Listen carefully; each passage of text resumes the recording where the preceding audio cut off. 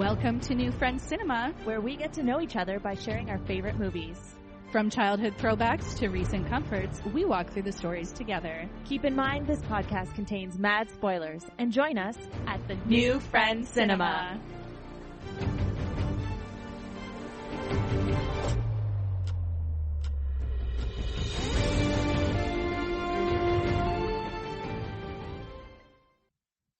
Welcome back to New Friends Cinema. Welcome back, episode 3. I'm Dakota. And I'm Courtney. We nailed that. We did. And we're going to work really hard on our volume and our not touching the mic. And by we, I mean me. I mean, I'm already like moving all around. But yeah, me too. Me too. We are here. Welcome. How are you? I'm good. I'm great. I got drunk the other night and I cut my own bangs. Oh, now I see it. You see? They were better yesterday because I had just washed my hair, but they're a little, they're okay, I think. Yeah, they're fine. It's just I didn't notice that there were bangs at first, and now that you've named them, there they are. Yeah, they're there. I woke up this morning and they were sticking straight up. Like something about Mary style? Oh, no. Oh, not no. Because of that, yeah. I meant like the volume. The volume, yes. The substance, no. No. Yeah, I've been really needing a haircut for a while, and I guess I just got the emotion just couldn't be contained anymore. Prob was home and not drinking. I was supervised. Did nothing to stop me. Oh. And when I confronted him about it the next day, he's like, "Hey man, you were on your own journey." Oh like, yeah. This is who am I? you make your bed, you gotta lie in it situation. Yeah. It's not the first time, it won't be the last. Can I tell you a secret? Yeah. I have never cut my own bangs. And I feel like that is a thing. Knowing you as a person, I'm surprised by that. Yep. That you have never have you cut your own hair at all? Nope. When I was 6, Oh. I think I gave myself a half mullet, and I got in a lot of trouble because it was the day before picture day, and and by half mullet, I mean not like party in the front, or business in the front, party in the back. It was party on the left and business on the side. No. On the right. Oh, so honey, no. I got a little in trouble. I'll try and track down a picture because it's solid. I'm loving it, but Well, maybe when one of these nights we can. oh no. No? I will, whatever level of inebriation I would be at, there'd be a hardcore no. Because I had bangs until 16. Yeah. And I have the most aggressive cowlick you could only imagine on the left side. And I kind of got the nickname as a result. No. Don't know. Oh, no. Yep. Oh, no. Okay, well, we won't bring that back. That's No, fine. we won't. I respect that. Like, if you say no, I'm not like, I understand. Hold me down and give me bangs. No. But I just thought it might be fun. But that's all right. Yeah. I could do something else reckless. That's fun. But But bangs is not one of them. nice. But I like yours. Thanks.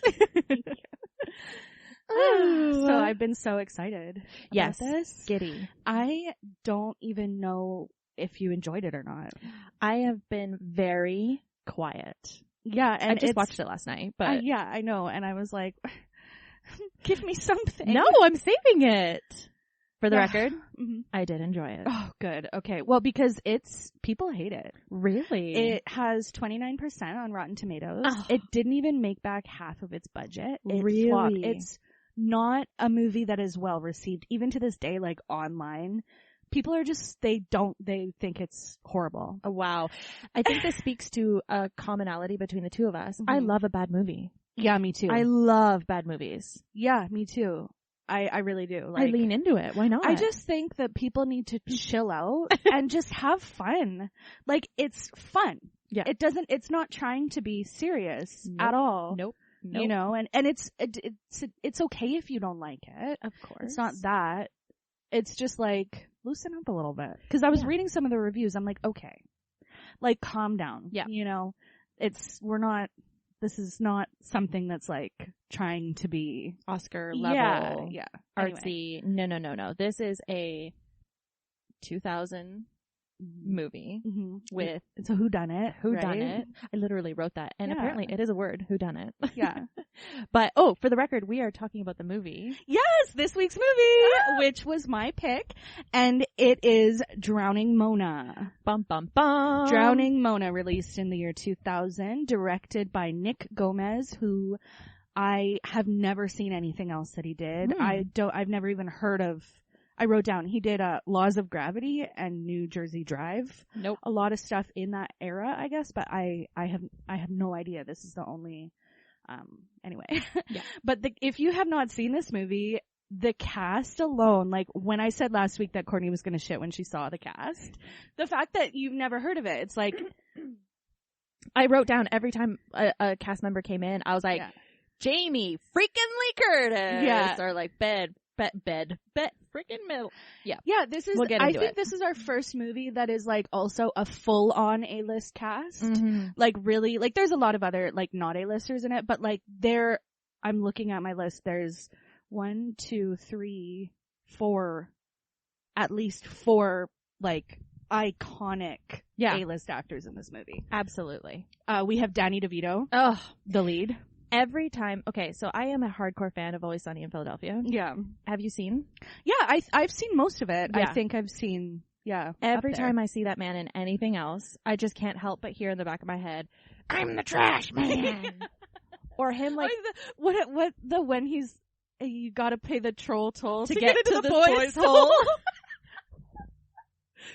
So yeah, he's good. I mean, I love Danny DeVito. I'm so comforted by him. Yep. I don't, anything that I haven't seen everything that he's done, but anything that I see, I'm like, Danny DeVito. I feel safe knowing that he's there. Yep. I don't know. Yep. I love him. Totally. Nev Campbell. She was hot at this time, right? Like, not only like beautiful, but she was was a hot commodity. Yeah, for sure. Scream.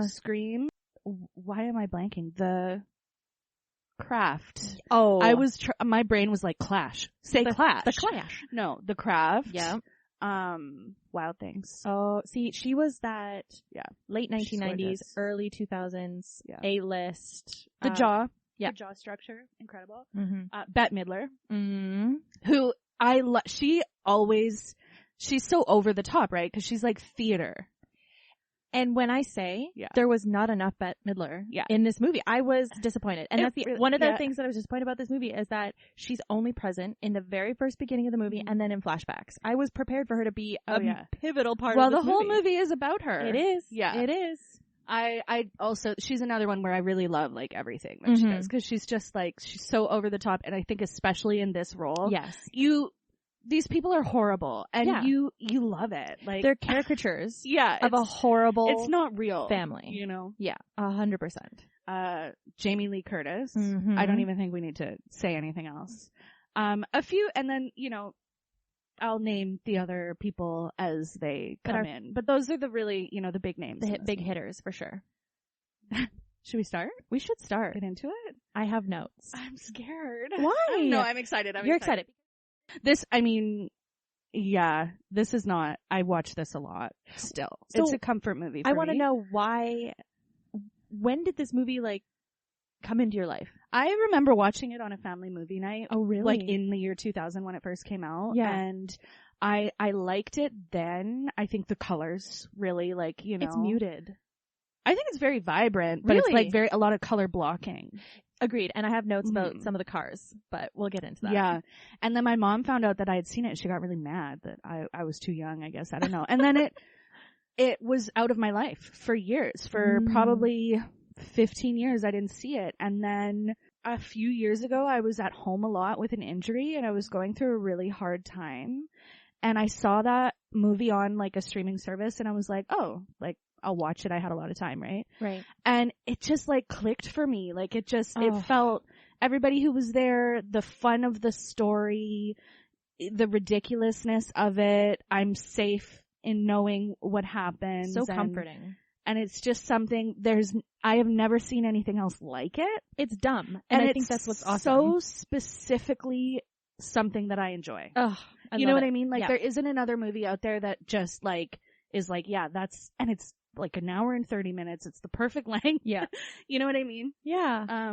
So, and since a few years ago, I watch it a lot. Like not a scary amount, but every few months or if I'm having like a really bad day and I feel sad, Just throw it on. Yeah. Well, and Prob likes it too. So that's good. There's a couple quotes that are his favorite that I'll bring up. So yeah, that's how it came about for me. And you had said you'd never even heard of it. Never even heard of it. And Which it's so funny. is understandable because it was such a flop. Well, it flopped, but the cast, it's so surprising. Like, there's maybe a part of me that kind of registered it, being like, okay, yeah, that kind of looks familiar, but never came into my life to the point where I would watch it. Yeah. Okay, let's do it. Okay, yeah. So, Drowning Mona. We start with a blank screen, and the words come on. Years ago, the Yugo Car Company chose Verplanck, New York, to test market its new breed of vehicle. But that's a whole other story. So, everyone in this movie drives the same car. I just wanted to say quick things about this. The Yugo Car Company, that is true. That was my first question. Is this real? So, yes and no. Okay. They did try to test market in North America from, I think, 82 to 90 something, late 90s. They were trying to, it was supposed to be like just well, you saw these little boxy cars. Yeah. But them doing this, everyone in this town with the same car, that is not real. Oh. That is not true, unfortunately. I was so excited. I was like, could you even imagine? Yeah. But those cars are so small. Yeah. And I think it's a really good, it's a plot device, right? It shows you everyone has their own vanity license plate. Yes. So you're seeing who's driving whose car, who's being seen where, what color everybody has. I thought was pretty cool. Yeah. So, and then the song Shambhala by Three Dog Night comes on, and that's one of my dad's favorite songs too. So it's just really like, ooh, on the way to Shambhala. Yeah, so that's a nice one. And it's like a beautiful sunny morning, and it's like this nice, like pretty nice white house, but it's a little bit out of repair, I guess. Yeah. And a very bedraggled looking Bette Midler. Bedraggled. I love that word. Kind of comes stomping out of her house to her car. She's got her keys in her hands. And there are the two cars next to each other, hers and her son's. She tries her keys to get into her car, and the key isn't working, so then she just turns to her right, unlocks her son's car, doesn't think anything of it. Yeah. Gets in his car. She's driving. Yeah, she's driving down a very windy cliff road, and she comes to a corner in the road. She's going too fast. She tries to brake, but the brakes don't work, and she promptly flies off the cliff into the water and drowns. Hence Drowning Mona. Guess what? The movie is named after the scene. Yeah. I wrote down that no brakes going out is probably one of the most genuinely terrifying things that could probably happen. It is so, that is so scary. Yeah. A few years ago with my old car, my brakes were shot in the winter time. Oh my goodness. And I have, not on a cliff road, thank God, in town, I have had the experience of pushing my brake, and when your brake goes all the way to the floor, and I was luckily able to just, slough off the side of the road safely. Yeah. But that's a very scary, thing. That, thunk thunk sound. Yeah. Oh, yeah. I know this movie is a comedy, a dark comedy, no less. Yeah. But in that scene, I was like, oh, this makes my stomach drop. Yeah. So she flies off a very high cliff into the water. There is a guy just a ways away, fishing. Yeah. He's just fishing and watches it happen, right? Yeah. And this guy's played by an actor named Tracy Walter, who he's over the span of probably 40 years, he's been in a lot of stuff, but particularly in the late 90s and early 2000s, he was in every single movie ever. He's never has a big role. He's always a side character. He has a very distinct look. If you don't recognize just talking about him, just Google his name. Yeah. And you'll be like, oh yeah, I've seen him in at least everything. 10 movies probably. Yeah. So, and I like him. He's good at that kind of on the outskirts, kind of. A lot of times he'll play a weirdly prophetic character or a goofy character, oddball. Kind of a yeah, totally. So anyway, he's there, he watches it. So the next shot, we're in the police station, and Chief Wyatt Rash, who's played by Danny DeVito, he's the chief of police. He's on the phone with his daughter, and they're talking about musicals. Mm-hmm. And then it's a small town, so it's the bullpen, but it's just the couple desks, right? It's an office. There's the three other cops. Yeah. So the one cop is I don't know cop terms very well, but the one is just under deputy, the chief, and then the other two are the lowest rung of police officer. Right. Right? So one's standing at the window, and then the other two are talking about they're talking about pipples, or like a report that one of them filed that was incorrect. Yeah. And one of them's listing off kinds of pit bulls, and the guy's like, well, she said it was a long-haired pit bull. Like, the other one's like, well, that doesn't exist. Thing. We have to redo it, whatever. And then the one guy, he's like, I'm not attacking you. I'm just trying to work this out. Like, they're having a very serious, like... But also respectful conversation with each other. It's very emotionally, like, like, the way they're talking to each other, I was like, oh, this is really sweet. Like, a little bit of a frickin' frack kind of dynamic. Totally. But it was just really sweet. And then there's kind of like this jockey kind of guy, the deputy, who's kind of doing, like, this power stance. And you can kind of tell that they're small town cops, and they might not be the sharpest tools in the shed, for sure.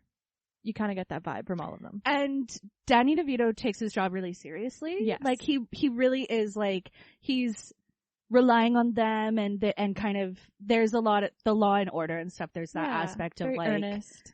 Yeah, really, trying to do a good job and stuff like that. So, Chief Wyatt is informed that Mona was in a car accident and is dead. So the next scene, is the song, In the Summertime by Mungo Jerry. In the summertime when the weather is hot, and we're kind of in a shot from above, and we see Bobby Calzone, who's played by Casey Affleck, who is Ben Affleck's brother, right? Yeah. Mm-hmm. And he did some stuff around that time too, and I think he got into some legal issues. Yeah, and he's just a bit kinda, of a, there's a lot of allegations against him. Yeah. Yeah. And also, he's not a good actor. No. And might I add, he's wearing a wig. I was watching it through the lens of you, and for the first time I was like, that is a wig. And you know how you can tell? The hair at the back? Those are not sideburns.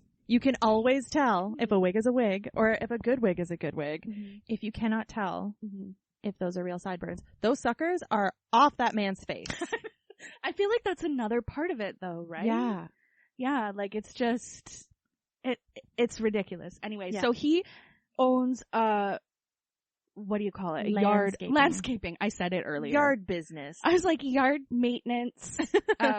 Yeah, so he is shown mowing a very large lawn from above. He's doing a lot of yard work, and we see this little mini montage of him doing this yard work poorly. Like, he's like accidentally cutting huge pieces of branches off of trees and trying to hide them, and like over the top, silly, bad. Like, it's very clear that this person doesn't really know what they're doing, but is trying really hard to be good at it. But whenever anyone talks about their business, everyone says, oh, Bobby did such a great job. Yes. So he owns this business with Mona's son, Jeff Dearly, who, I have the name of that actor. He is played by Marcus Thomas, who I haven't seen in anything else. No. He is fantastic, I think, in this, because he is disgusting. Convincingly disgusting. Foul. Like you dislike this person from the get-go. The way his mouth hangs open all the time. He's stupid. He looks like he smells bad. Yeah. Like, he's just horrible person. Like, such a horrible person. And that's another thing through this whole movie. You're like, why is Bobby in business with these people? Yeah. Like, it doesn't track. They don't line up in any way. Yeah. Bobby seems like a very sweet, naive, kind of simple, softer in the sense of just like not really standing up for himself, but he's a pushover, a bit of a pushover, and just young. Like, he looks and acts quite young.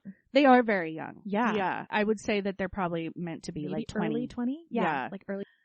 So his business partner, Jeff, is sitting on a swing talking to a very young girl. I wrote, is that a grown man hitting on a 12-year-old? She's... She's 13. She's 13, yeah. He is doing no work. And this is a really good introduction to who Jeff is.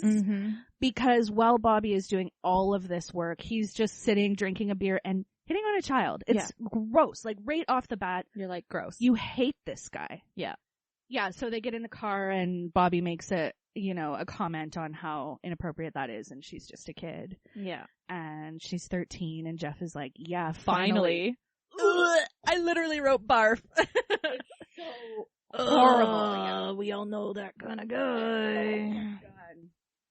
Yeah, there's one.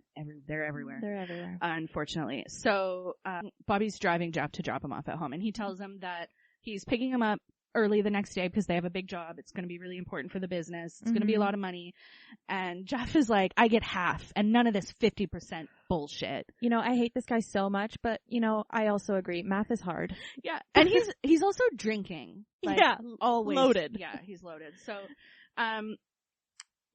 now we cut back to the river, back to the scene of where the car went into the river. The cops, coroner, and mechanic are all at the river, and they're pulling Mona's car out. The coroner has to go into the river to pronounce her dead, and he's wearing, like, those waterproof overalls, and as he steps in, he fully falls into the river and gets absolutely soaked. Yeah. Right? And he's so upset about it, and then he goes over, you know, touches her. She's obviously dead, but yeah. And then he's like, she's dead. Like, you know, it's just funny. It's also just like very much the epitome of a small town where they have like no ambulance, nothing, just like one person coming out, checking the pulse. Yep. She's not there anymore. Yeah. Ugh. So the mechanic, is named Lucinda, and she is played by Kathleen How do I say that? Wilhoit. She was on Gilmore Girls. She was Luke's sister.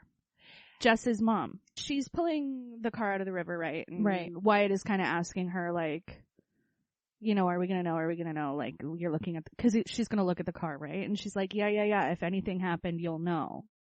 And so, yeah, she says you'll know. And then the other guy, like her coworker is in the passenger seat and is like, you're going to charge him double, right? And she's like, absolutely. Absolutely. Yeah. So Jeff and Bobby pull up to Jeff's house where his dad, who is played by William Fichtner. The only other thing that I definitely know him from is Perfect Storm. Oh.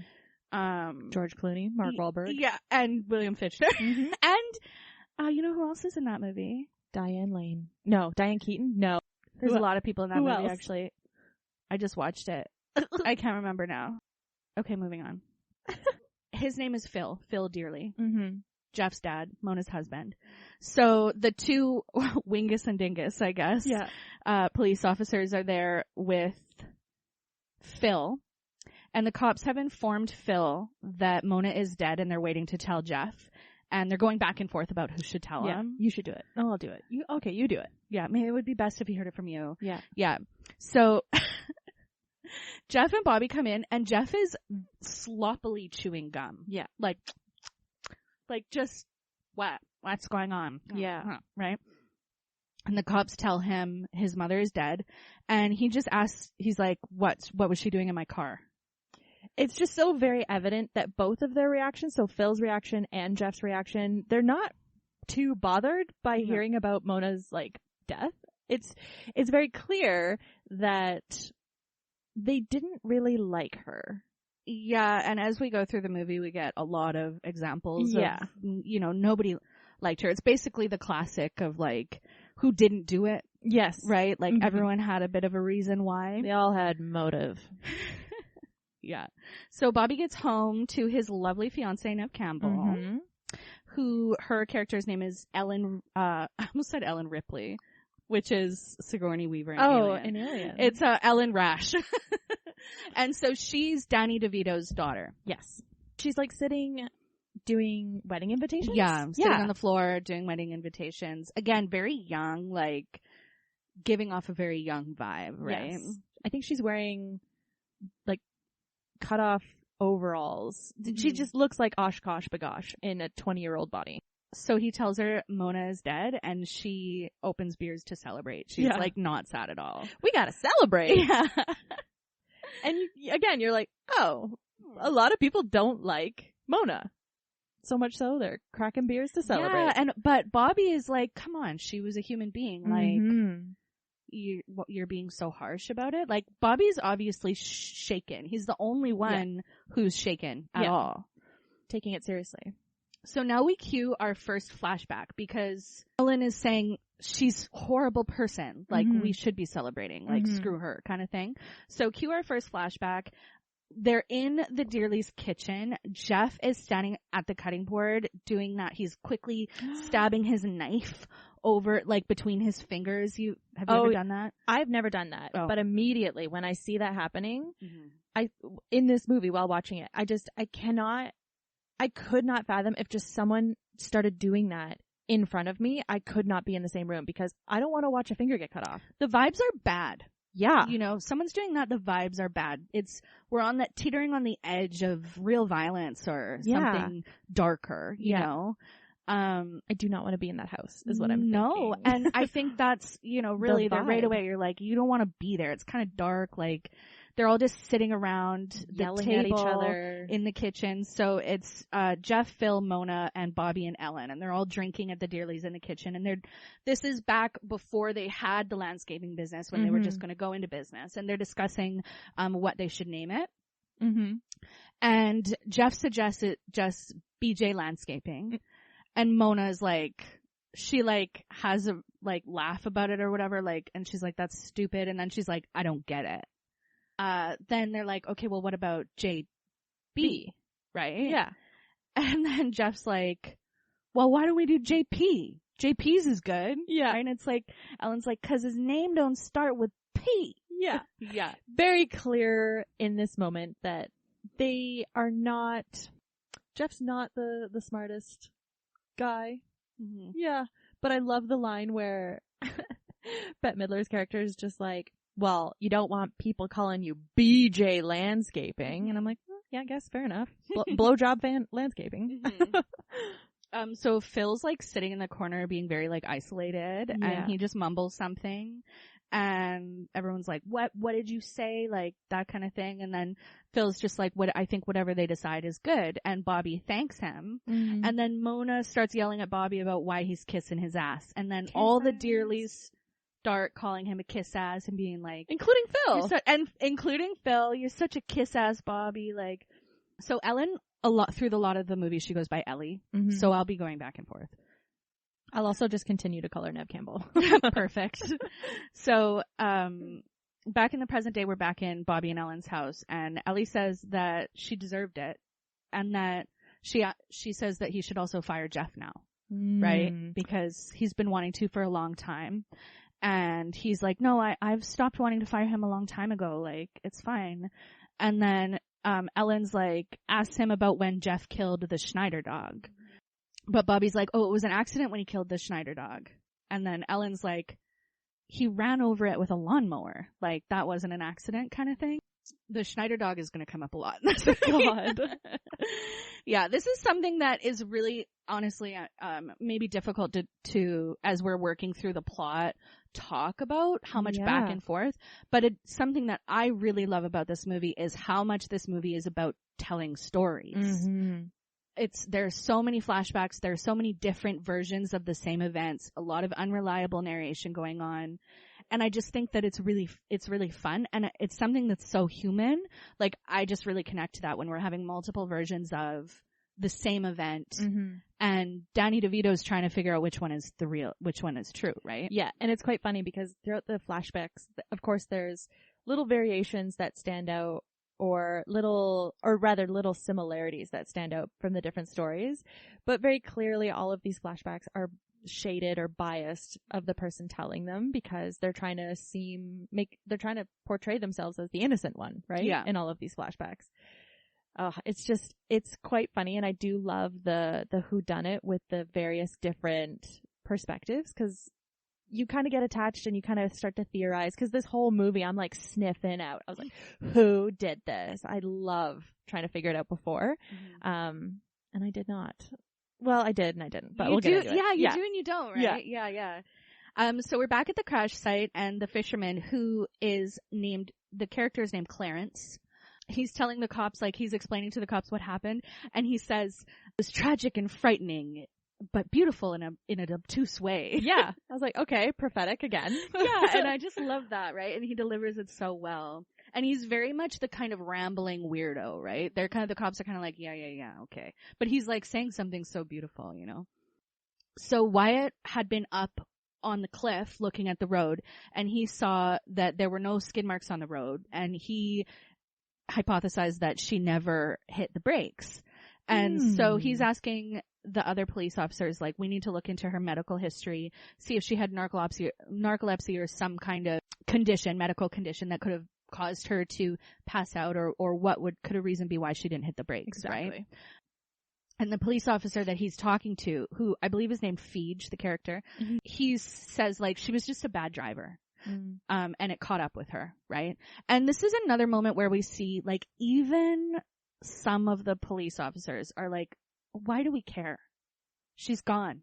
Like, ding dong, the witch is dead. Yeah. Let's move on. Yeah, right? we don't need to look into this. Like, it's obvious what happened. Right. Right? And Danny DeVito, being the chief of police, he like, has a moral compass. Yeah, he does. Not only in the sense of, like, who he is as a person, but he takes his job quite seriously. And regardless of the fact that she is dead, he wants to close the case properly.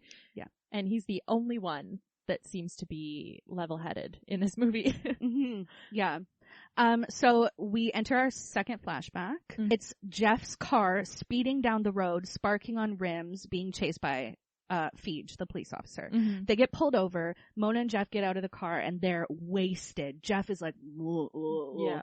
And Feige is like, you know, what's wrong with you? And he kind of grabs Jeff. He's like, what's wrong with you? Like, stabilizes him. And Jeff pukes all over the cop. So gross. And then Mona slaps the police officer. It's like, look what you did. You scared him half to death. And Mona like, is also my wasted. Baby. Oh, yeah. And she just kind of comforts Jeff and he's like, oh, right? And she like pets his face and just like puts him back into the driver's seat. And she's like, you're gonna pay for this, Feige. You just lost a lawn service, pal. Right? And he just lets them go. This woman has power. She does. She has the most uncomfortable kind of power where she asserts herself so much, you're just like, okay, I am done with you. I am getting out of here. She's so volatile. Ugh. She's so volatile. Cringe. So we're back in the present day with Feige and Danny DeVito, Wyatt, and Feige says it's a real shame because him and Bobby did a fabulous job on my place. Again, these guys are not good landscapers. No, and I just feel like that's just another one of those elements of it that I just enjoy. The running much. joke. It's just like the whole thing is a farce, you know. So now, finally, we are in the diner. And so like also I'm just gonna say again, small town. So it's a very much like we're at Bobby's house, we're at the Dearly's house, we're at the diner, the bar, the motel. Like it's all there's small town. Yeah. Totally. Everybody knows everybody. Yeah. Which also means everybody knows everybody's business. So Jamie Lee Curtis. Jamie freaking Lee. She's playing the character Rona Mace. With an incredible mullet. Is this a wig? No, I believe that's all Jamie Lee. Holy shit. It's unlike any mullet I've ever seen though, because it's bowl cut on top and then it's long coming, like the whole back isn't long. It's coming out of the bottom. Which I think is kind of in fashion now, I must say. I don't know, walking around our town sometimes you can a lot of people are doing what I did the other night. DIY but bangs. Not as well. Like I have the gift of having a hairdresser for a mother. Yes. So I have a little bit of understanding of like, it's not like it's a trait that gets passed through the family. It's not genetic? No, it's not genetic, but I have some experience with cutting hair. Yeah. Right? And Jamie Lee does not disappoint. Her character is fantastic. I love Rona. She's just bold. Like, take no shit. And so she's clocking out of work. She is a waitress at the diner. As she clocks out of work, she heads out, jumps in her lime green Yugo that her license plate is O'Roan. O'Roan. Yeah, and she heads to the motel where Phil's car is waiting for her, Phil Dearly, Mona's husband. And she enters the room. She gets in first. She has a full cigarette that is lit. First of all, she jumps on the bed with her shoes on. Second of all, she is chain smoking. She lights with her full cigarette another cigarette. Which is very impressive. I mean, it's wasteful.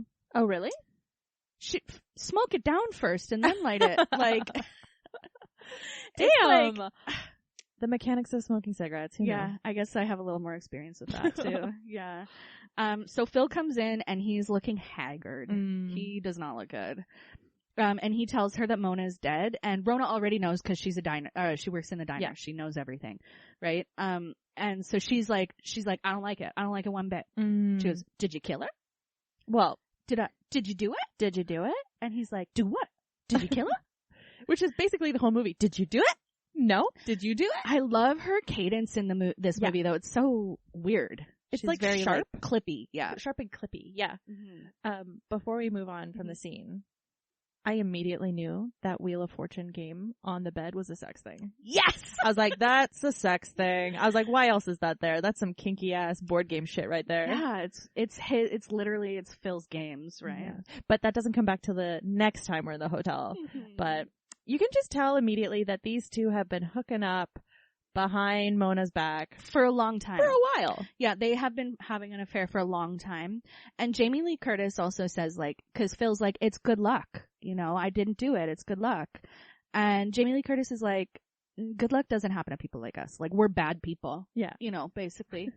Good luck happens to Madonna. Yeah, I wrote that down too. I was like, Madonna, she does have good luck. That is true. So now we are at the local bar. It's called The Hideaway.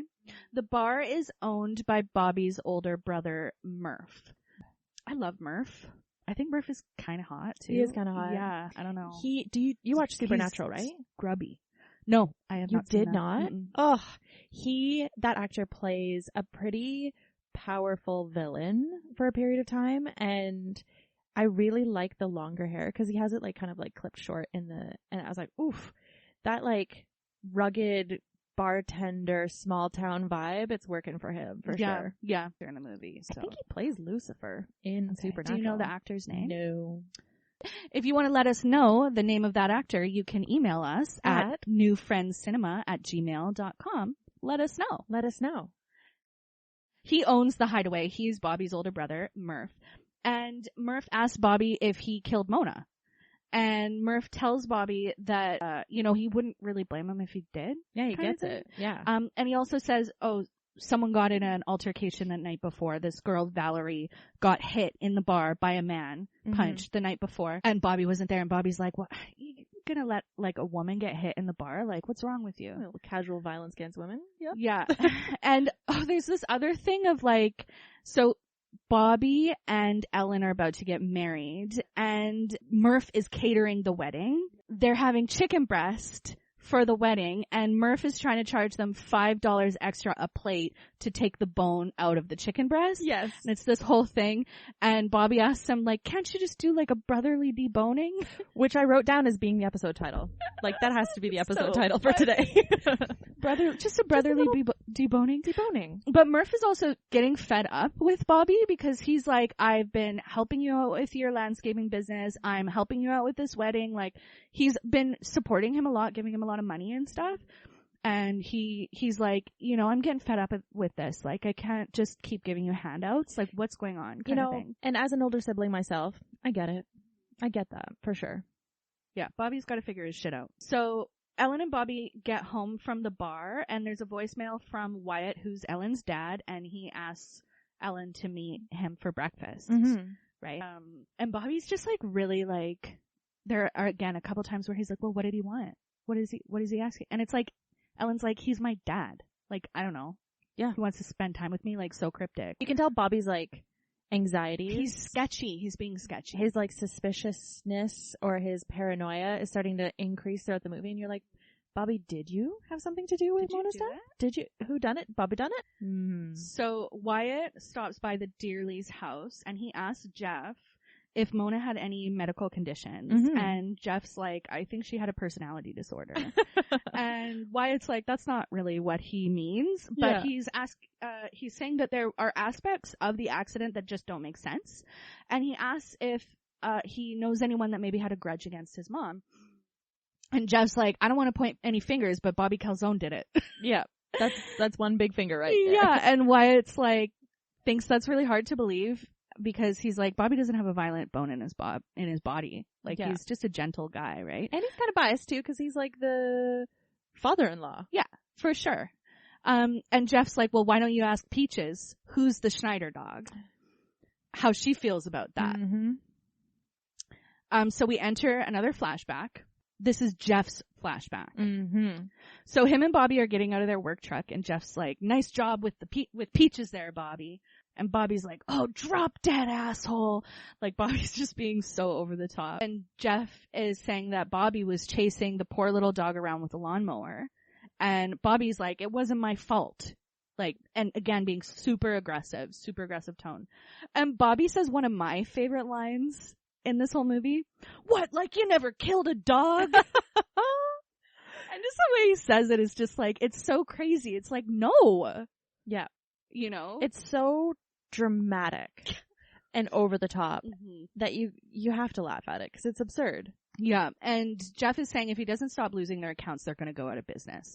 So Mona is like pruning the garden or whatever, and she gently approaches. Yeah, the humble housewife. Oh, boys, what's going on? I don't want to see you fighting. Bobby grabs her by the throat and pushes her down on the cart, and he's like screaming in her face. And he's like, what did you say, Mrs. Dearly? What? Like yelling at her like, I can't hear you. He kind of like tosses her to the ground, right? And then Phil starts to approach, and Bobby's like, don't take one step closer, right? Yeah. And he threatens to tear out Jeff's ovaries. And then he calls Mona a dumb wench. It's just like so very clearly Jeff's version of what happened. Yeah. And you know that's not what happened. This is the only time I really feel like Casey Affleck's actually doing good. Because it's like so ridiculous. And he's like, just like Bobby's the villain, just like screaming and yelling and violently like hitting and threatening and yelling.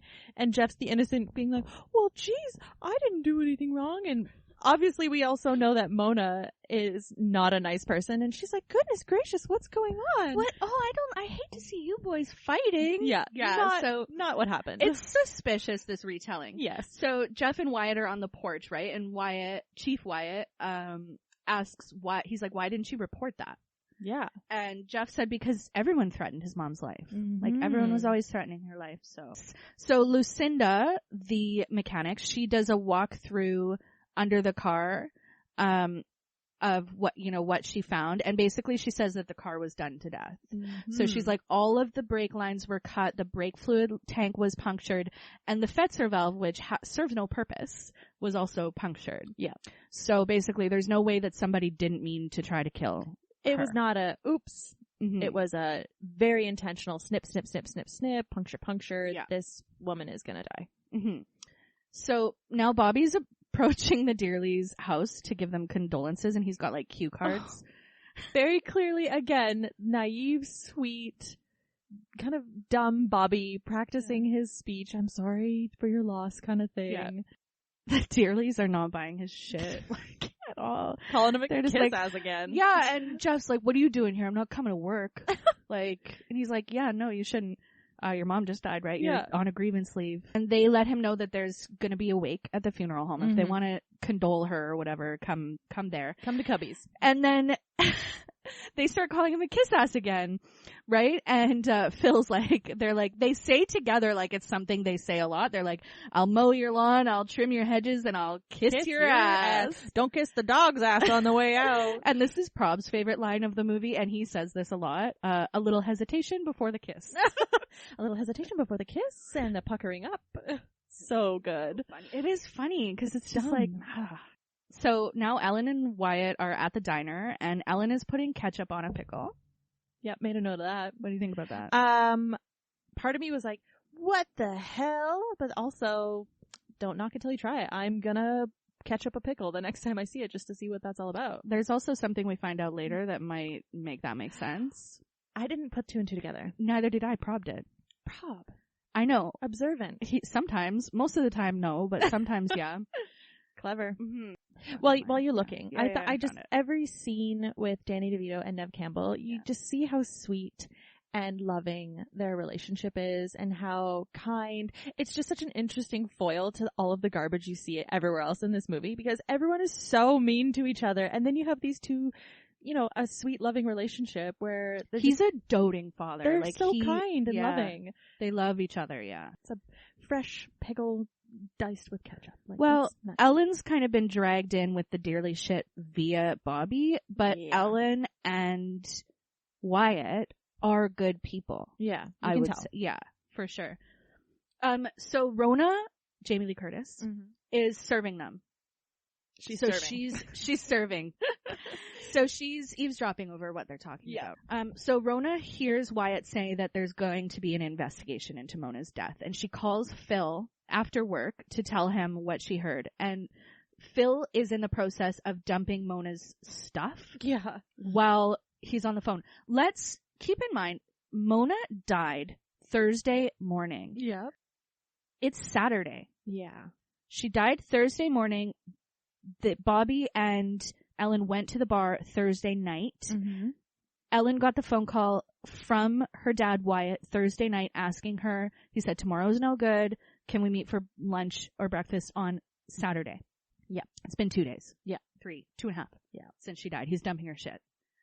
Yeah. So, I'm sorry. I just love this movie so much. I'm just, you're reliving it as Talia. You're like, yeah. It's so crazy.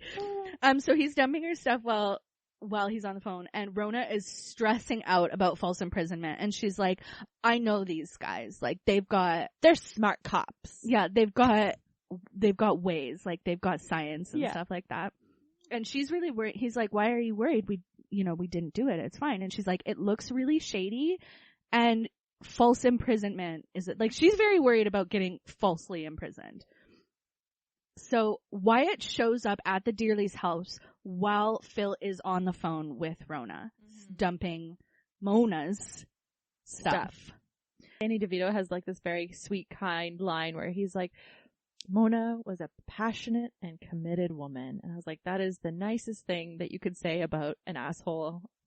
It's the nicest possible way you could say. I was like, it's really sugarcoating how awful this woman was. Yeah. So Wyatt wants to ask questions about Mona. So we flash back into Phil's flashback of a stormy night. This is the Wednesday before she passed away.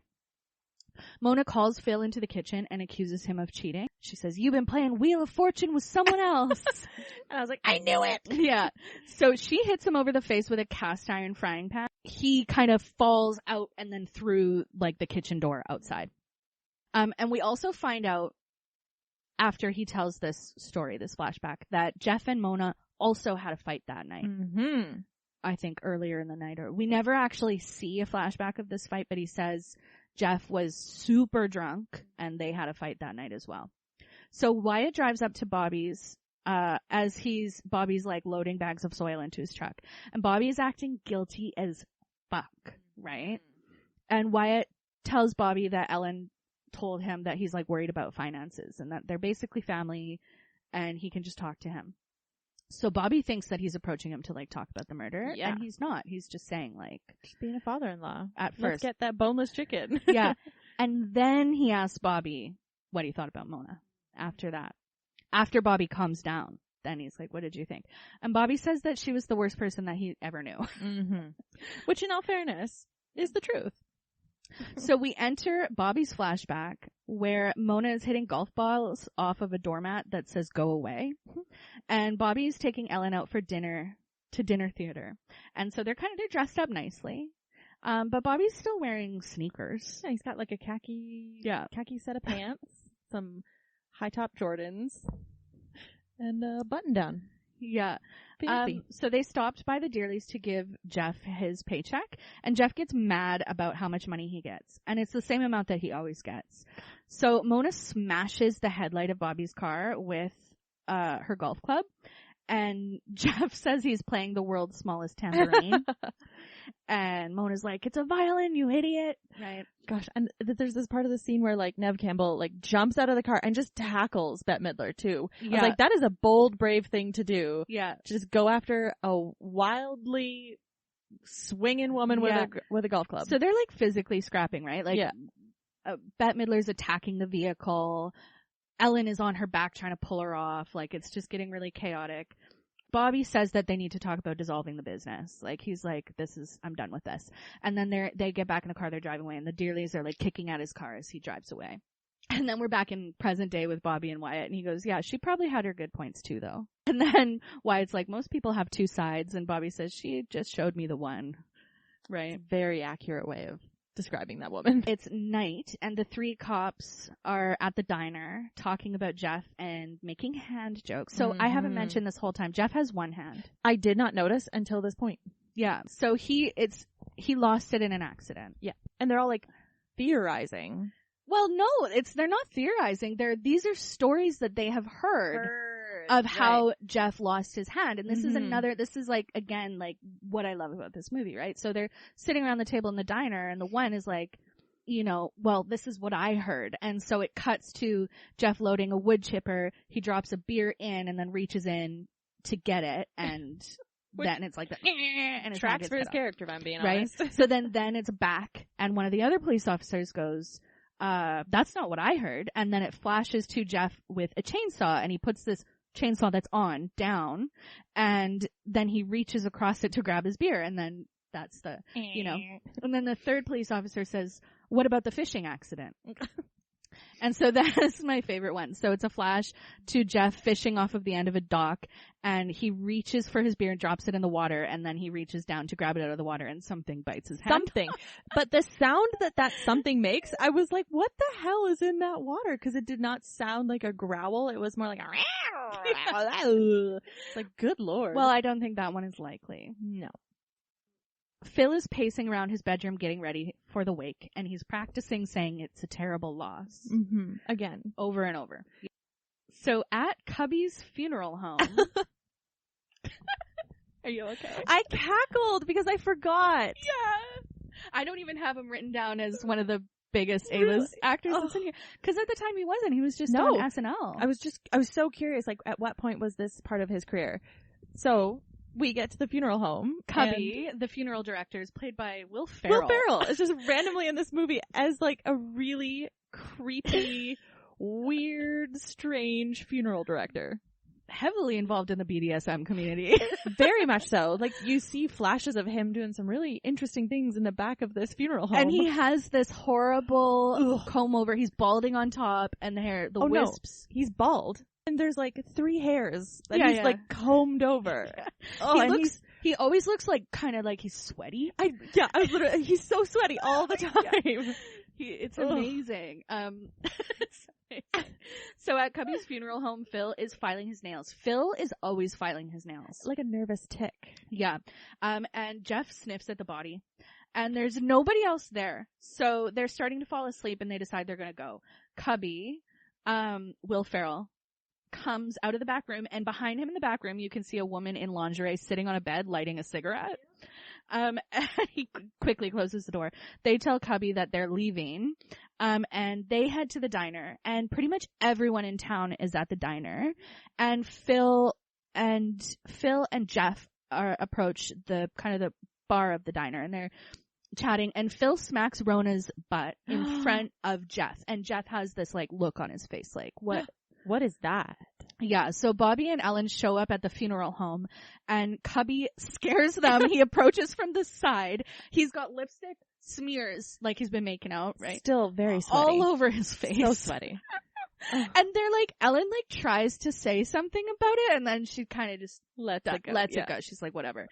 She goes over and sniffs the body and sprays perfume on the casket. Yeah, because it's not the best funeral service, I would imagine, at that place. Yeah. I would imagine there's very little embalming going on at all. It's just a dead body. Wyatt comes to the funeral home. Ellen and Bobby are gone. Cubby's now taking pictures of the woman from before. Yeah, in like half lingerie. Yeah, very boudoir. She's like pushing up her hair and like posing sexily. Wyatt like asks him who came, and he's like, "Do you notice anything weird about this?" And that's what Cubby's observation is like. Nobody seems to care. Yeah, you know. Wyatt goes. He's outside the diner.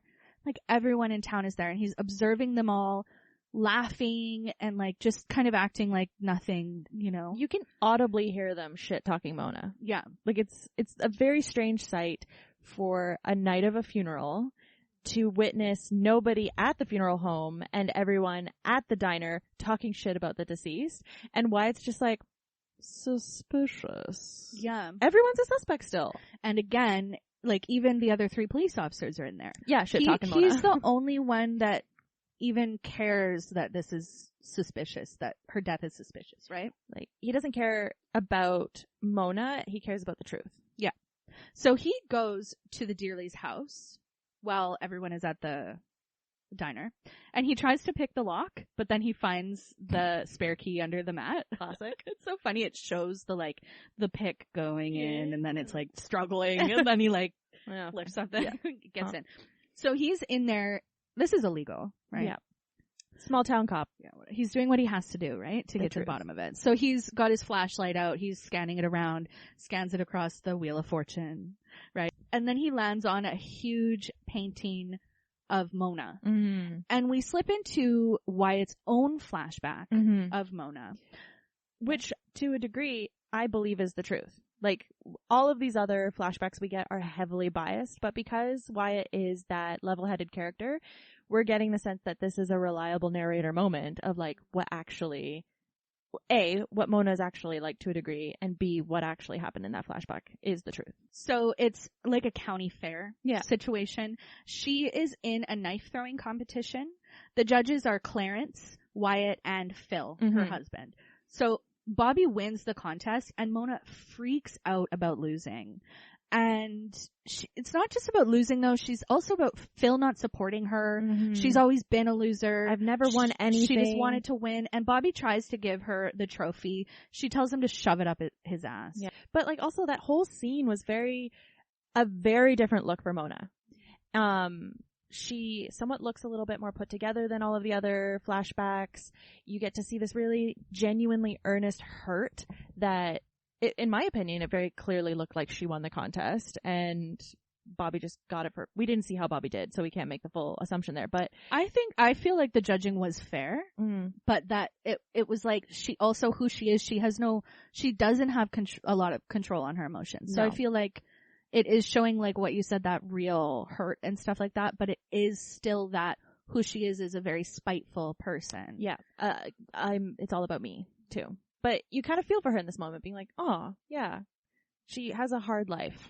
That's what I took from it. And definitely the piece of, like, how she was after Phil, like, why aren't you supporting me? You're my husband. Like, why didn't you? And Phil's just like, Bobby had great form. Like, he didn't think that deeply, but I feel like it's more about their whole relationship, right? Back to Wyatt looking around the house, he notices that Jeff's keys are there. Dun, dun, dun. And if we recall, she was in Jeff's car. Like, so his key ring, they have mom, dad, and Jeff. Yeah, little keychains. So the next day he tells, I believe Feige is his, like, deputy, right? Yeah. The higher one. Yeah. He tells the like second in command police officer, like, that Jeff's keys are in the kitchen and they should be in the car. And so he's coming to the conclusion that somebody switched their keys. And it was Jeff who was the target. That's what I gathered at this moment. I had like, oh, it was Jeff who was supposed to go off the cliff the whole time. Yeah. Well, and even though, like, we've had this information from minute one of the movie. Yeah. And until this moment, I never really, like, clued in. Yeah. And it's clever too. They have the personalized license plates. Like, it's very clearly Jeff's car, because I'm pretty sure it was just Jeff, and Mona's is Uggo Mona. Yeah. And you didn't put them together. You didn't put these pieces together, obviously, because it's the first 2 seconds of the movie. But now you're thinking, oh yeah, this is very obvious. Jeff was the target. Yeah. Mona wasn't supposed to die. No. Bobby and Jeff are now in the cemetery. It's the next day. It's, I suppose, Sunday morning. Jeff puts 4 glazed donuts on the gravestone and then takes one and eats it. And he's like, one less ain't gonna kill her. The gravestone says demoted wife, mother, and dressmaker. And then neither of them knew that she was a dressmaker. That's what they take from that. Yeah. Like, Bobby reads it. And I he's didn't like, know your mom was a dressmaker. He's like, me neither. So Phil goes to see Rona at the diner. And he's like grabbing at her tits and like being just really like vulgar and like out in the open about, you know, and Rona's like, there's an investigation, Phil. Like, you need to be less conspicuous. You need to chill. Like, stop. And also, poor taste. Yeah. Your and that's, wife just died. Like, Rona's like, she's self-admittedly, she's a bad person, but she has more, like, she's aware. She's self-aware. Yeah. She's got a brain. Mm-hmm.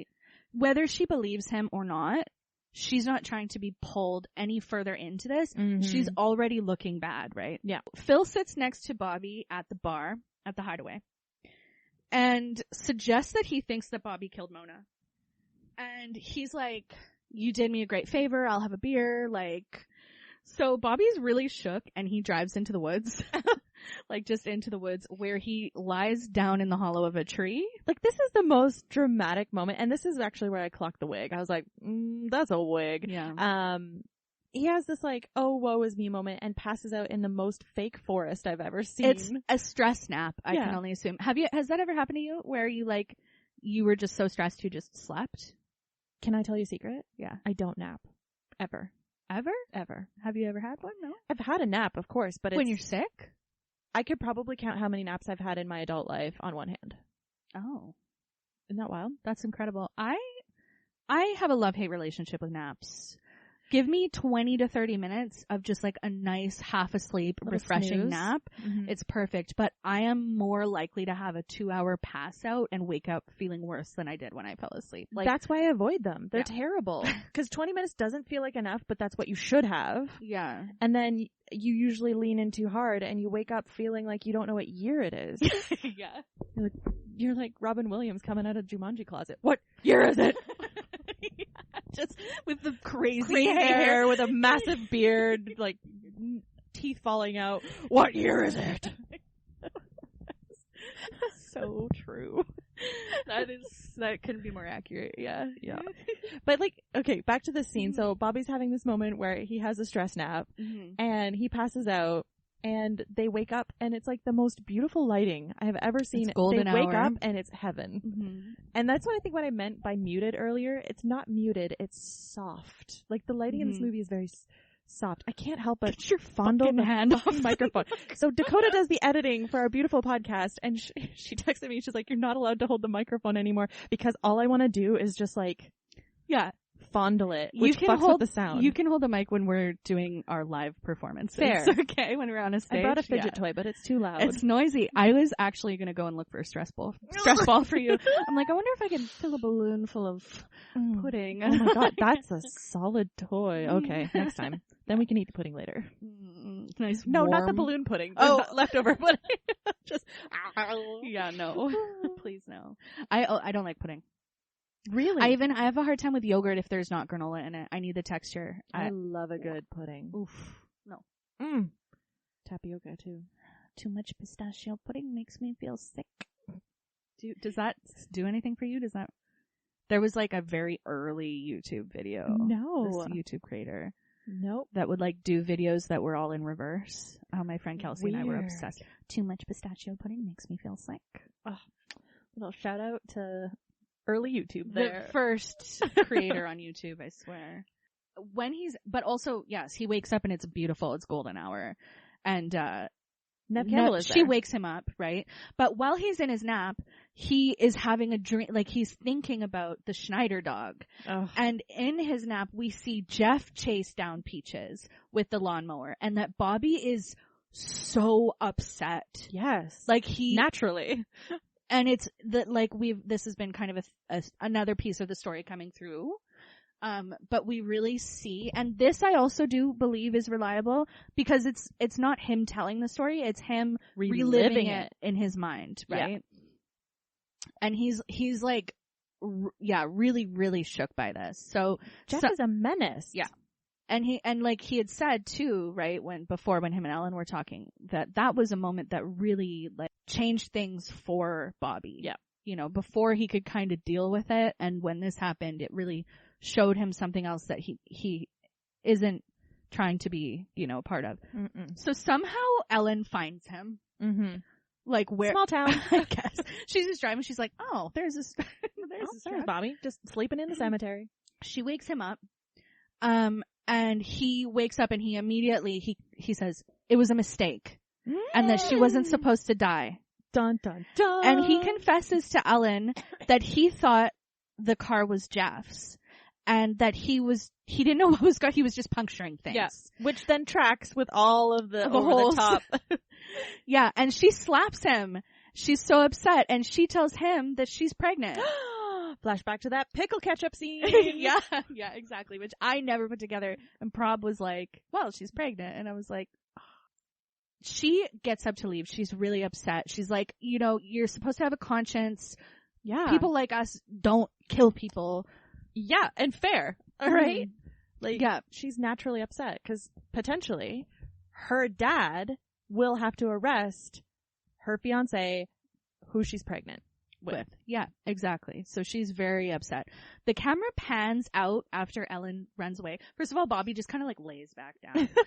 But the camera pans out and Clarence is eating an apple behind the next tree. He heard everything. He heard everything. Yeah. So Phil called Wyatt to the Dearly's house to tell him that he saw Mona be murdered. That's what he says. So we are back in the flashback of him getting hit by the cast iron pan. Stumbling outside into the rain. So this is, Wednesday night again. It's a storm. Mona calls him into the kitchen, accuses him of cheating. She hits him over the face with a frying pan. He stumbles out the back door. Now we're seeing the rest of this flashback. He stumbles out the back door and he sees Bobby scuttling around under the cars. Jeff's car. Under Jeff's car with a sharp object. Wyatt asks Phil what he can tell him about Rona. And Phil says that she's a good friend and she's been supportive since the tragedy. Wyatt asks if she was supportive before the tragedy. And Phil denies cheating. When Phil approached Bobby at the bar, this is basically what he was saying, right? Bobby didn't know that he had been seen. So Phil was saying, I'm going to tell, you're going to go to jail, right? I'll get super sassy with the microphone. So Rona pulls up at the motel. Phil comes in after her. He goes into the motel room with Wheel of Fortune. As he closes the door, Jeff walks by with a weed whacker. So he's doing maintenance. You very much see what's about to happen here. So Rona is really tired of Phil's games, literally. She's sick of Wheel of Fortune. Jeff hears Rona and Phil from outside the room. And Rona's saying stuff like, you wanted to buy a vowel, so I let you buy a vowel. Yeah. You wanted to buy an L, I let you buy an L. You wanted the free spin. You wanted the trip to Acapulco. Like, she's exhausted. Yeah. So, Jeff hears Rona and Phil from outside the hotel room. He bursts into the room and confronts Phil. Remember, Phil is Jeff's father, right? And he's like, you've been cheating on Mom. And Phil's like, Mom's dead, son. Yep. So Jeff turns to Rona and he says, oh, baby, how could you do this to me? Did not see any of this coming. Neither did Phil. So now we find out that Jeff and Rona have also been having an affair. Rona! Hey, two-timing the father-son duo. That's a choice. That's a choice. Goodness. So Cubby shouts from across the lot to keep it down. And we see Cubby in a dog collar on a leash and Melissa McCarthy. Is that Melissa McCarthy? That's what I wrote. I was like, what the hell? This was also, I think, so this is interesting because she was in Gilmore Girls too. This was the year 2000. What had Gilmore Girls started at that time? Probably roughly around the same time. Around the same time, right? I just thought that was interesting because she was in Gilmore Girls for a long time, really before her personal, like her career picked up. She looks younger in this movie though, I must admit. She looks really young, yeah. So anyway, she's, what does she have? She's got black rubber gloves on. They don't look leather. No. And a whip. And she also works at the diner. You can tell by like her similar, uniform outfit. Yeah, and she's wearing Rona like has. the dress, but it's unbuttoned. Yes. Right? And they're standing outside the motel room. They're just screaming at them, keep it down! Keep it down! People are trying to have wild sex over here. It's so funny. This whole motel sounds like a riot. God, I do not want to Wheel of Fortune sex. So at home, Ellen and Bobby tell Wyatt that Ellen is pregnant. And Ellen goes to open a bottle of champagne. And Wyatt asks Bobby about the Schneider dog. And he asks them, why don't you cut the Schneider's lawn anymore? And Bobby says they don't cut it since Jeff killed Peaches. And Wyatt says that he thought Bobby killed Peaches. And Bobby is very genuinely shocked. And he's like, I loved Peaches. Like, I would have never hurt Peaches. So now we're in Bobby's flashback. So Bobby and Jeff are getting out of the work truck. Bobby's really upset that Jeff killed Peaches. And it's basically the exact same dialogue from Jeff's memory earlier when he was telling Wyatt about how Bobby killed Peaches, except it's reversed. Right? Yep. The lines that were being spoken by Bobby in Jeff's flashback, in Bobby's flashback, those lines are coming out of Mona, Jeff. Honestly, Oh, what? Like, you never killed a dog? Makes a lot more sense coming out of Jeff's mouth than Bobby's mouth. Yeah. So Mona aggressively approaches and starts choking Bobby against the car. Not the other way around. And then Jeff tells him not to touch his mom and throws him to the ground. Mm-hmm. Like, what are you, crazy? Don't touch my mom? Yeah. As it's his mom is like choking, strangling him. Bobby. But Wyatt needs to know where Bobby was on Wednesday night, and Bobby says that he was at the bar, which he was not. Wyatt drives past the girl who got punched at the bar. Her name's Valerie. Also, one of my favorite things that we didn't really talk about, but was like in the flashback of her getting punched. What are you gonna friggin' do? You gonna friggin' hit me? And then clocked her. Yeah, but I liked how Huge she shiner. said that. Yeah. Yeah. By these three guys. Yeah. Awful. So she's changing a tire. She tells him that she got hit on Wednesday at the bar because he's like, she has a huge black eye. Wyatt says that Ellen never mentioned it, and she says that she doesn't think that Ellen knows because her and Bobby weren't there. And she tells him that she just got a flat tire from driving over this sharp tool that had JB etched into it, and they are right outside the Dearly's house. Suspicious. Yeah, the puncture tool. The puncture tool. So Wyatt is ruminating. He's just driving around. He's like thinking about all the information. Yeah. All the players. All of the moving pieces, the different reports, the different alibis, the alibis that have actually fallen through. Bobby wasn't at the bar the whole time. Before we continue, I have a really funny note that I think is hilarious. The only person in this entire movie that actually fits into these goddamn cars is Danny DeVito. Like, he fits like a glove in these sweet little cars where everyone has to like lumber in or like fall in and like kind of like climb out. Danny DeVito's just like pop, pop, pops in, pops out. Easy, easy. Ugh. These cars were made for him. I don't know, do you remember when smart cars first came out? Yes. So at the time, my stepdad was a volunteer fireman in our town, and I remember someone at the fire department got one, and he was my stepdad was 6'5". Yeah. So he like tried it. I just remember seeing him getting into a smart car. It was one of the funniest things I've ever seen. So like compact, like nose on the steering wheel. I mean, him in a regular sedan is weird. And he always has sedans. It's like, why do you buy little cars that are so low to the ground?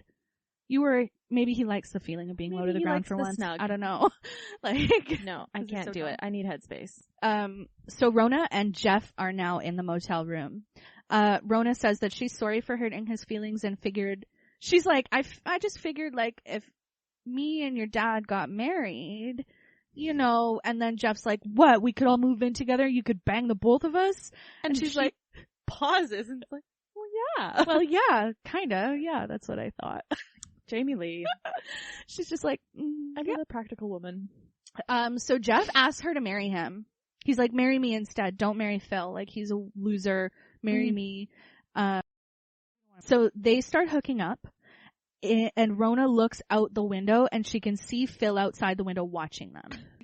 Mopily sobbing with like the alcohol in the brown paper bag. He's leaning up against a tree and he's he's watching like, his son have wild sex with his girlfriend. Yeah. Just wild. Ugh. So Bobby can't sleep. And he takes Ellen's car to the hideaway. And Ellen, like, she's like, okay, don't kill anybody. In her sleep. In her sleep. So Bobby goes and he tries to confess to Murph, but he cannot wake Murph up. And so he just asks him to cover for him. He just says, cover for me. Murph's like, okay. Yeah. This is next day now. Wyatt drives up to the hideaway where Murph and a woman are outside washing a car. Wyatt asks Murph about Valerie's eye and asks if Bobby was there that night. Murph tells him that Bobby was there, but he was in the bathroom. It's a solid brother. Solid brother. Sketchy enough alibi that it's like, yeah, he was here. Oh, yeah, he missed that because he was in the washroom. Yeah. So. Yeah, because Wyatt's like, if Bobby was there, why didn't he do anything? Yeah. Right? Like. He would have stopped that. I mean, would Bobby have stopped it? No, he wouldn't. He's a bit of a pushover. He might have like told Murph to stop it. Hey guys, stop fighting. Violence against women is not okay. Yeah. So Bobby drives by and he sees the three of them talking. Panic. Outside the motel, the cops are looking at Phil's body in a small pond. Another body. Guess what? He's dead. Ruh-roh. And they're talking about other ways they'd rather die than drowning. Great. So as the cops are pulling Phil out of the pond, Wyatt looks across and sees Clarence fishing. Oh, Clarence. He goes over to him and sees that he's soaking wet, and he asks him to tell him what happened. So now Ellen pulls up at the gas station and she's gassing up. Murph is smoking at the gas pump. I like this part a lot too because Murph is just being so cryptic. Yeah. And it makes no sense. Like, basically saying that Phil is dead in all of the cryptic metaphorical ways that you could say that someone's dead. Well, and she finally puts it together and she doesn't say anything. No. Fills her car up, like stops filling it up, gets in the car and just speeds away. Yeah. Also looks suspicious. Wyatt is at Ellen's house knocking at the door. She's driving to the police station crying. She gets there and she's losing it.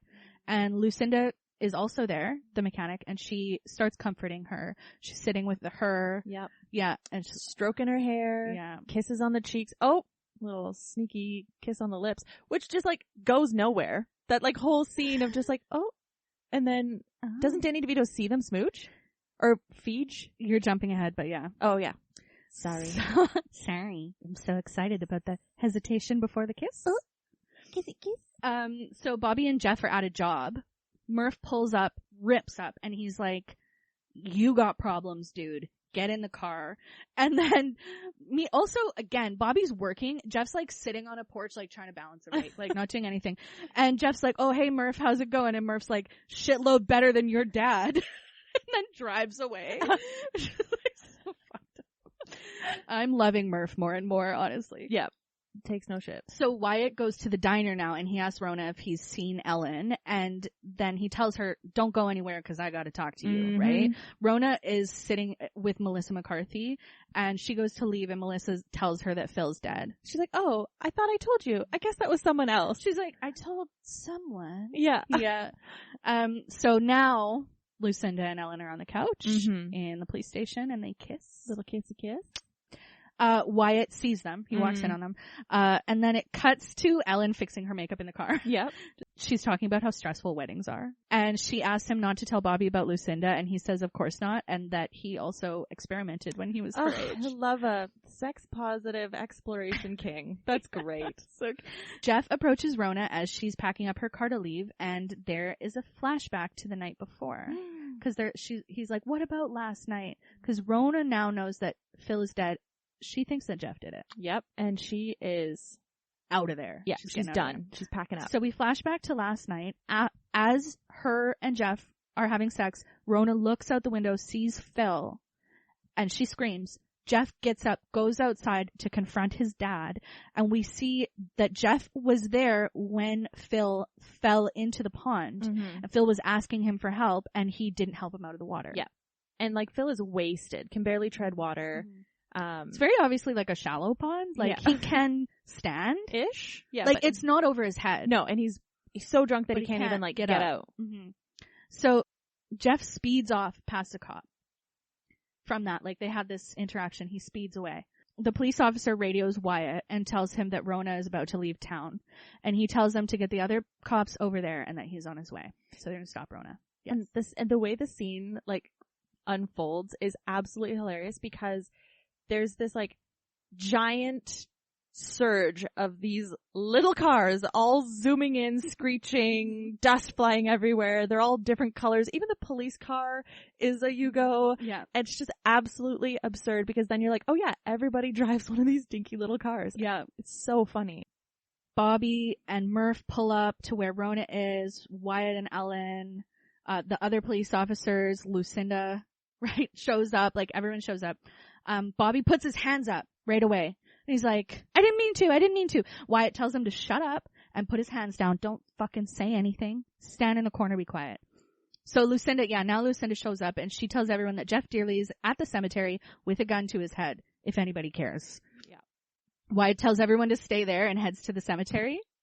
The second he leaves, everybody follows. Yeah. It's like a mad scramble. Everyone's jumping in, like, Ellen jumps in with Lucinda, like this person jumps. Everybody's peeling out with their teeny little cars. Yeah, Murph can't get his to start, like, and so they're like pushing, him and Bobby are pushing his car to start. Yeah, everyone's very frantic. So Wyatt and Feige get to the cemetery to confront Jeff, and we find out that Phil wasn't his real father. Honestly, thank God, because I just don't like the idea of them. I mean, it's still your stepdad. He called him son, but it's just sharing a vagina that way is not in the family like that. Yeah. Jeff says that he wants to kill himself because he loves Rona, and he says that he knows that everyone thinks he killed his parents, and everyone knows that he's been wanting to get back at her, Mona, since that night. Dun dun dun. So in a flashback, we see Mona violently chopping a sausage. Violently. And Jeff says that there's no more beer, and he reaches to take hers. She tells him not to touch it, and she chops his hand off. So that finally the true story of how he lost his hand. Mm-hmm. She had to chop hard to cut the wrist like that. Damn. There's no way. Anyway, also someone is yelling, "Do it, Jeff! Do it!" the whole crowd. Some people are like, "No." Bobby's like, "Do it, do it," and then someone looks at him and he's like, "Don't do it. I mean, don't do it." So it's a very much like half of the crowd is saying, "No, don't. You have so much to live for," and the other half is like, "Go for it." As he's about to pull the trigger, Wyatt jumps and tackles him. They flip. They fall over. Dramatic. They're scrambling. The gun goes off, and the Tweedledee and Tweedledum, they run away. The police officers. Just book it. They book it away. Wyatt pops up. He has the gun. The other guy, they're like, "Oh, we're just securing the circumference." So Wyatt pulls Bobby aside and tells him that he spoke to Clarence earlier.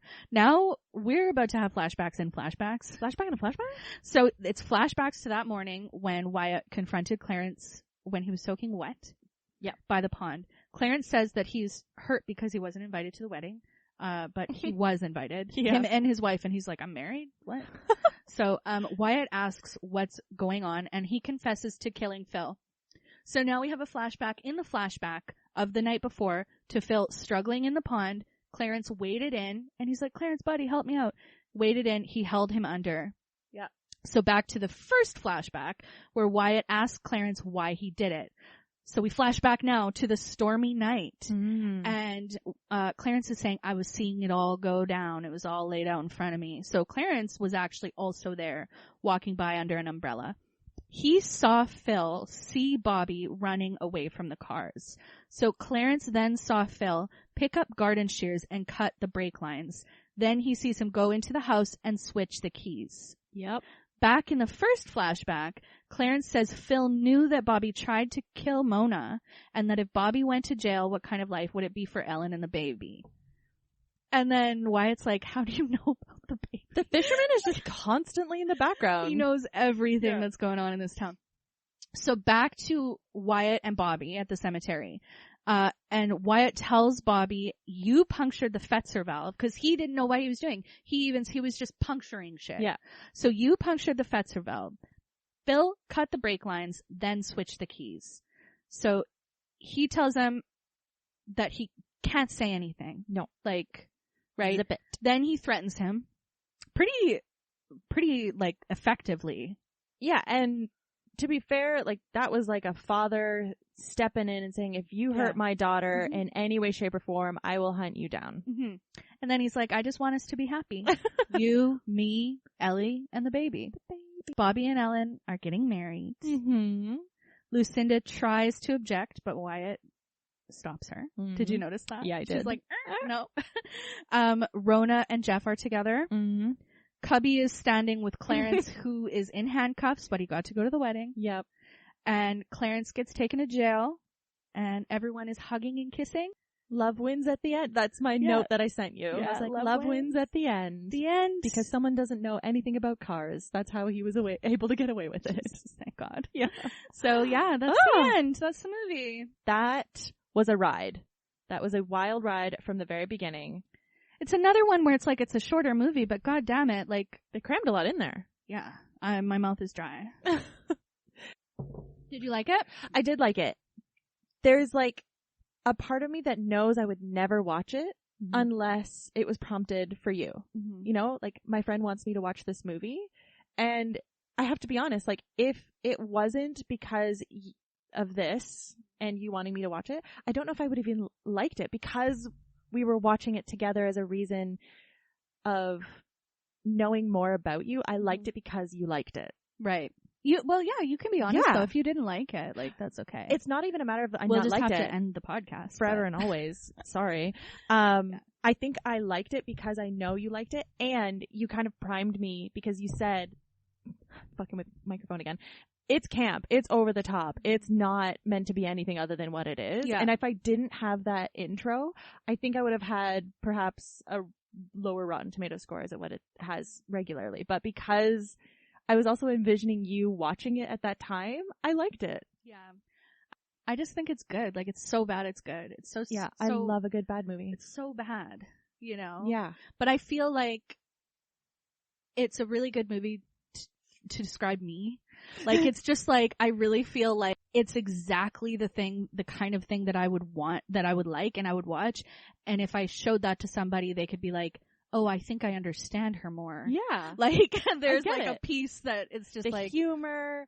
You know, I was talking to Ty before I walked up the hill. I didn't walk, I drove. But he was like, so did you like it? And I was like, I basically explained what I said to you. But I also said, like, it was an original movie. In a time of movies that are just sequels and redos and remakes, it was an original movie. I love a whodunit. It's one of my favorite genres, and I think that's also why I liked it too, because I'm constantly trying to figure out who did it. But it was absurd. It was dated in obviously some problematic ways, but like, totally, yeah. There are parts where you're like, well, that doesn't track anymore. Yeah. But the fact that there was a star-studded cast, it was genuinely funny. I cackled at so many moments. I'm glad I watched it. Yay. Thank you for sharing it with me. Yay. Oh, I love that. Okay, so I was thinking a lot about how we're going to rate it, and I decided this time, let's do it on a percentage basis, 0 to 100%. How likely are you to get that Jamie Lee Curtis bowl cut mullet? I love that you said that. Side note, you did hear me say multiple times throughout this whole thing that math is, like, percentages are not my favorite. But 77.89%. That's really good. 77.89%. Yeah. I would get that mullet. That makes me happy. As long as I got that vibrant green Yugo car. Part of the package. Part of the package. Basically, I just want to be Jamie Lee Curtis in this movie. Yeah. I mean, of all the people that you could be in the movie, she was pretty badass. Yeah, I mean, I'm going 95%. The 5% being the pieces that haven't aged well. Yeah. There are a few things in there where you're like, because it's something that I've seen so many times, I love it. It's like easy for me to go, put that aside, but it's still, that could be different. That could be better. One more question. What was your favorite character? Who's your favorite character? I love, I'm separating the person from the character. Yeah, not the actor. I think it's Rona. I think she's my favorite. She was a really great character. Yeah. Mine is 2, but they count as one, is the 2 police officers. The freaking frack. Yeah. Yeah, because I just love, they don't ever really talk to anyone else but each other in the whole movie. They have a really sweet relationship of care and communication. Yeah. And when you pick up on what they're talking about, it's always so ridiculous and funny, like what they're saying. And they're never doing their job. Never. Never. Yeah. Yeah, so that also flashed in my head too. But, that mullet. Yeah. It's unbelievable. And we've had a couple so far mullets, but that's I don't even know if it is a mullet, but anyway. Wow. Well, that makes me happy that you liked it. What a ride. I definitely feel like you know me better now. I do. I am grateful. We are that much closer as friends. It's completely meaningless. There's nothing you can take away from it. You wasted an hour and a half of your life. But god damn it, you feel good. Feel good. You laughed. Yeah. So, it's your turn. Is it my turn? It's your turn. Okay. Let me hold your hat. The one on the top should be mine. I added some. That's your hat. I added some more. Oh, I saw. Yeah. So I have more now. So you're gonna hold it, and I'm going to grab. Drum roll, please. I'm so excited. This is my favorite part. Oh God. Okay. Oh. As if. We're not going to tell you. But boy, is that funny. I think that's also in my hat. I cannot frickin' wait. I'm excited to watch this video. I've been wanting to for a while, but I haven't been because I've had a feeling like it's going to come out. Have you seen this? Oh yeah. Okay, good. It's in mine. It's in my hat. That's in your hat too? Yeah. Perfect. Yay, after 2 weeks of movies that one of us had never seen, which was very fun. I'm really excited to get back to, you know, like in the first episode where it was one that we both really loved. Yes. To get back to talking about one that we both love. Yeah. And have rewatched I've watched this yearly. Like, I love this movie. I can almost quote it. But, okay, thank you for listening. Oh my gosh, there's so many connections.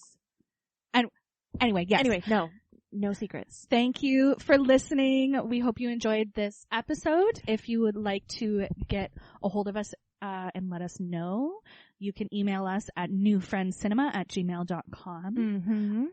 Please take the time, if you did enjoy it, to like and leave a review or subscribe. And you can also find us on Instagram at New Friends Cinema. Did I miss anything? No, you did not. You did great. Okay. You're a superstar. Oh, so are you. I am.